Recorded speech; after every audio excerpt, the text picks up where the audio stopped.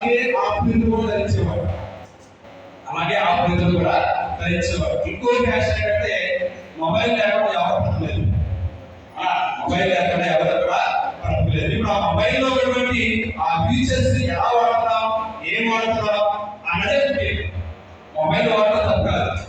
Mobile వాడటం తప్పు కాదు. ఆ మొబైల్ ఎలా వాడుతున్నాం, ఏ ఫీచర్స్ ఉపయోగించుకున్నాం. ఆ మొబైల్లో చాలా ఫీచర్స్ ఉన్నాయి.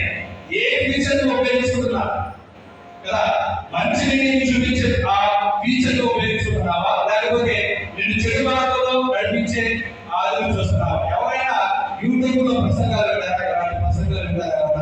ఎవరస్తులు ఎవరైనా ఎలాంటి ప్రసంగాలు వింటారా?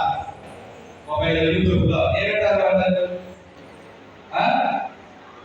ప్రమాణాలు డ్యాన్స్ చేసింది ఇంకోటంటే